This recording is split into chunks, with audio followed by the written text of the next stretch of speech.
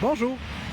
Alors, tant qu'à présentement me retrouver devant ce qui va avoir été le local du PQ pour l'élection partielle de Chicoutimi, pourquoi pas en profiter pour vous expliquer, vous démontrer, peut-être plus clairement que jamais, ce pourquoi le PQ, c'est ni plus ni moins qu'une perte de temps.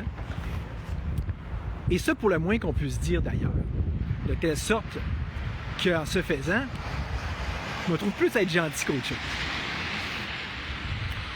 Vous avez sûrement remarqué qu'aussitôt complété l'élection partielle de Chicoutimi, justement, aussitôt gagné, PSPP va s'être en fait empressé de nous annoncer, que le fameux référendum qu'il avait promis et qui continue toujours techniquement de promettre dans le premier mandat va être absolument pratique remis au calendrier grec. De telle sorte que même s'il continue de nous rassurer à dire que oui, dans le premier mandat va tenir un référendum, ça sera, en tout cas, surtout et sûrement pas directement après l'élection. Ce sur quoi Mathieu Bock-Côté va en avoir rajouté une couche, en essayant tant bien que mal de rationaliser la chose, sous prétexte que ça a toujours été comme ça. Or, reste vraiment le cas. Ce qu'il aurait peut-être plutôt voulu dire, en fait, ce qui est plus exact, c'est de dire que oui, c'est vrai que c'est comme ça, mais depuis quand exactement? C'est pas depuis, en fait, 1974, et donc l'année où la GRC, la même qui va avoir infiltré la FLQ de par Carole Deveau, va en avoir fait de même avec le PQ lui-même, en passant par ce trait du nom de Claude Morin. Et qui va donc avoir ainsi introduit non seulement l'étapisme dans son ensemble, c'est-à-dire cette fameuse religion dont tous les dogmes vont avoir été répétés au cours des derniers jours. C'est-à-dire quand on parle, par exemple, de conditions gagnantes, de moments propices, de prendre le temps de se préparer, de commencer par faire un bon gouvernement pour montrer qu'on est digne, qu'on a fait nos preuves. C'est toujours le même cycle. Ils n'ont pas déjà assez fait depuis des décennies, là, à faire leurs supposées preuves de gouvernement socialiste. Là, mais ça, tout ça, là, c'est les étages supérieurs du gâteau à 3 étages que représente l'étapisme. Parce que c'est quoi la base de celui-ci si c'est pas le référendum lui-même, la notion de référendum? Vous voyez que ça fait un package deal complet. Puis que le principe de référendum n'a pas le choix de finir par entraîner ces autres étapes de l'étapisme. Puis, finalement, on va le faire plus tard. C'est comme toujours la même chaîne de dominos qui se déroule. Bien, tout ça, c'est part du principe de référendum qui n'était pas là avant 1974, parce qu'on parlait plutôt d'une élection référendaire. Genre, ce qu'il faudrait encore plus faire aujourd'hui, plus que jamais. Comme je l'ai démontré dans mon dernier live, dans mes derniers posts, je vous mettrai tout ça dans la description, blablabla. Mais, fait que là, encore une fois, avec PSPP, avec son PQ, on se retrouve à toujours répéter, non seulement la même roue, mais à retomber dans le même piège, salut Stéphanie, de cette stratégie perdante, de perdant qui est faite pour perdre. Elle a été ingéniée par la GRC pour qu'on ne soit pas souverain. Tu sais, c'est incroyable. Donc, c'est quoi? Qu'est-ce qui nous empêche de dire, à partir de là, que c'est autre chose qu'un parti de traite, le PQ, qui fait juste poursuivre l'idée et la supposée stratégie d'un traître. C'est une stratégie, oui, mais pour le camp adverse. C'est la stratégie d'un gars qui scorait dans notre propre but. C'est la stratégie d'un infiltré qui était faite pour que ça s'échoue le souverainisme. Gang de niaiseux. Excusez. Bon. Parlant de ça, il y a un autre sujet que je voulais aborder aujourd'hui, qui est celui du référendum volé. J'avais commencé à en parler au dernier live. Puis, suite à ça, j'ai demandé à Vision de Québec, Climat Québec, s'il en savait plus. Il m'a dit, va écouter les vidéos de Nancy Veilleux là-dessus. J'ai fait ça. Je l'ai écouté un. Puis, je vais mettre le lien dans la description. je vais faire ma réponse à ça aujourd'hui, qui se veut très respectueuse, parce que j'arrête pas de jaser avec Nancy depuis ce matin et même hier soir, de telle sorte qu'elle va peut-être même devenir candidate pour le Parti libertarien aux prochaines élections, imaginez-vous donc. Fait qu'on s'entend très bien, c'est pas ça, là n'est pas le problème. Ceci dit, suite à son vidéo, j'en ai pas moins profité, question de faire mes recherches, pour valider chacun des points, des affirmations qu'elle se trouve à y faire. Ce que je vais avoir rassemblé dans un document que je vais vous mettre bien sûr aussi dans la description, mais plus au cours des prochains jours, j'ai pas tellement le temps dans le moment. Puis, tu sais, bon, on pourrait faire un débat sur l'IA, mais je veux dire, si l'IA a dit que chacun de ces points-là sont pas vrais, ou elle les justifie ou elle les conteste de telle façon, ça fait en sorte que dans le moment, je suis pas prêt à dire qu'on peut s'affirmer tout de suite, là, au moment où on se parle, qu'il y a eu de la triche tant que ça au référendum de 95, et donc que son résultat puisse être disqualifié et donc invalidé. Sauf que, on s'entend-tu qu'il y a quand même eu beaucoup de... Je veux dire, quand je dis qu'il n'y a pas eu de la triche, c'est une façon de parler, là. Parce qu'il y en a eu. Fait que déjà là, normalement, quand tu triches dans une compétition, d'habitude, tu es disqualifié. Hein? Parce que même si, comme vous allez voir dans le document, il y a des choses qu'on ne peut pas dire que ce soit 100% vrai nécessairement, ben, il y a plein de dépenses illégales qui vont avoir été faites par notamment Option Canada. Fait que là, d'habitude, dans une compétition normale, on dirait, ben là, le résultat, il est pas bon. Ou, tant qu'à ça, vous avez triché, donc on gagne. Des choses comme ça, tu sais. Une autre façon de le voir, mais surtout parce que ce qui est le plus important là-dedans, c'est le fameux rapport Grenier, dont on refuse de nous mettre les conditions, les conclusions, de rendre publiques les conclusions complètes. Tous les chiffres dont on parle là, dont je parle dans mon document, dont Nancy parle dans son live, c'est relatif à ce qu'on a daigné rendre public. Les quelques parties qui le sont. Mais tu sais, il me semble que ça, en soi, normalement, de refuser, parce qu'on s'entend que c'est toute la main du fédéral, là, ça, là, de refuser de dévoiler les détails de cette enquête-là. C'est quoi si c'est pas un cas de divorce? Ça revient à dire, on vous a... Il y a toutes les apparences du fait qu'il y a des preuves qu'on vous a crossées, mais on veut surtout pas que vous le sachiez. Surtout que, tu sais, quand t'es... C'est le principe de base de la transparence. Quand t'as rien à cacher, ben, tu le caches pas. Pourquoi tu caches quelque chose si c'est pas parce que t'as quelque chose à cacher? Fait que,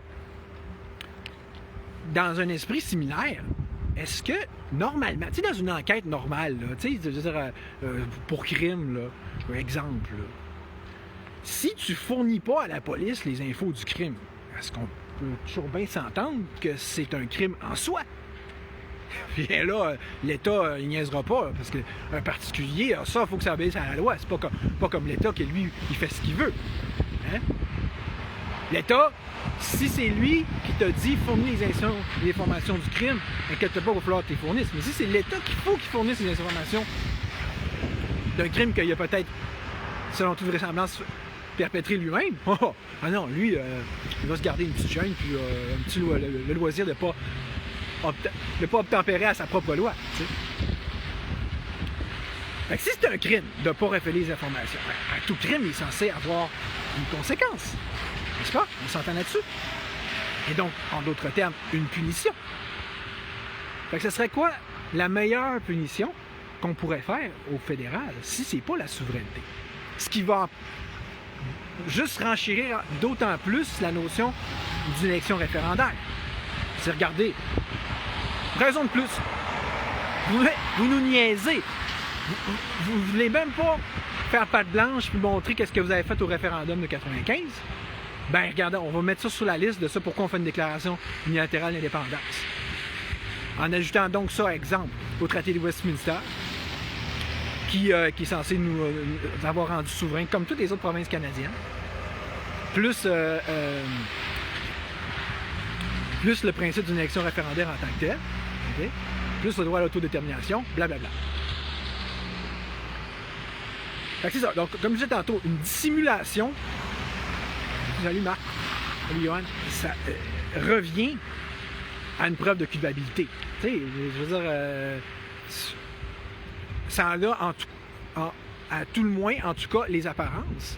Mais normalement, tu dissimules des preuves de crime à la police. Je veux dire, elle va assumer, puis elle va te traiter pareil que comme si tu l'avais commis. Et avec raison. C'est un peu le même principe que si tu te présentes si tu te présentes pas en cours quand tu y es convié, ça revient logiquement et normalement à perdre sa cause. Parce que là, le juge va te dire, ben, si vous vouliez prouver que vous aviez raison, vous avez juste à vous présenter et surtout à présenter votre preuve. Autrement dit, la présomption d'innocence, elle ne tient pas lorsque tout tend à suggérer, de un, qu'on est coupable, puis de deux, qu'on ne fait rien pour prouver le contraire, à commencer par produire les documents qu'on est censé produire. Donc, tout ça serait censé, selon moi, en toute logique, à nous amener à dire au fédéral, de par une élection référendaire notamment, puis une déclaration d'indépendance, de dire, écoutez, vous n'avez pas été légaux, vous n'avez pas été legit, vous n'avez pas été légitime, vous n'avez pas été rien avec nous, ni avant le référendum, ni pendant, ni après. En plus de toutes les triches, de toutes les crosses que vous avez faites, qui sont pour torpiller et saboter le mouvement souverainiste, comme on peut le voir par la vidéo « La guerre secrète contre l'indépendance ».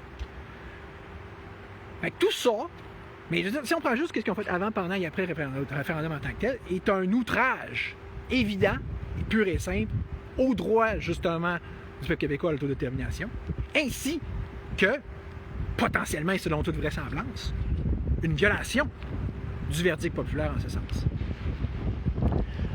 Puis quand même que ça fait des années, que ça fait maintenant 20 ans, quand tu t'es fait frauder, là, si maintenant tu t'es fait frauder, mais ça fait longtemps. Ouais. Bon, allez-vous essayer de me faire croire que si tu arrives en cours par rapport à ça, le juge va dire, ben ça fait trop longtemps, fait que tu ne pourras pas récupérer ton argent. Tant qu'à ça, quelqu'un qui a été victime d'un viol, ah, tu avais juste tant d'années pour obtenir justice puis réparation, là ça compte plus. Tu sais, tant qu'à ça, tous les viols dans les pensionnats autochtones, ah non, c'est trop tard, ça compte plus. Merde, c'est n'importe quoi. Fait que. Puis tu sais, pour en venir à l'expression de se faire voler son référendum, au moment où je parle, je pense donc pas qu'on puisse dire qu'on s'est fait voler son référendum, on n'a pas vraiment de preuve, mais même si c'était le cas, je pense pas non plus qu'on pourrait prendre cette expression-là, puis je vais vous dire pourquoi. On peut pas se faire voler un référendum à l'autodétermination, pas plus qu'on puisse dire qu'il y a moyen de dépouiller un peuple de son droit intrinsèque à l'autodétermination. Ce qui s'est passé, c'est qu'on nous en a voilé les résultats réels et que, comme d'habitude, le Québec s'est laissé faire. Donc, à partir de là, la grande question, c'est, on va-tu encore et toujours continuer de se laisser faire, comme on le fait en continuant de voter pour ce PQ de parti de cul. Ce parti de traître qui continue la stratégie d'un traître comme si, assez exactement comme si il n'y avait pas d'autre but, tout comme le fédéral, que de nous empêcher de devenir souverains. Ce qui est encore plus vrai aujourd'hui, compte tenu que toute l'immigration massive, on a décidé que cet aspect-là, ça va être plus dur que jamais de gagner un référendum. Fait que là, vous ne trouverez pas que ça commencerait à être le temps d'encourager et notamment de vos votes, mais même de par la propagande que vous pourriez faire en ce sens-là, des vrais partis souverainistes, comme, mettons, le Parti libertarien du Québec, comme, mettons, le Climat Québec, blablabla. Et puis, surtout, d'exiger une élection référendaire. Là, je dis, notamment si vous êtes membre du PQ, et si vous avez des contacts dedans. Moi, c'est ça que je fais ce temps-ci. J'essaie de rejoindre, de passer par des membres du PQ pour leur expliquer tout ça.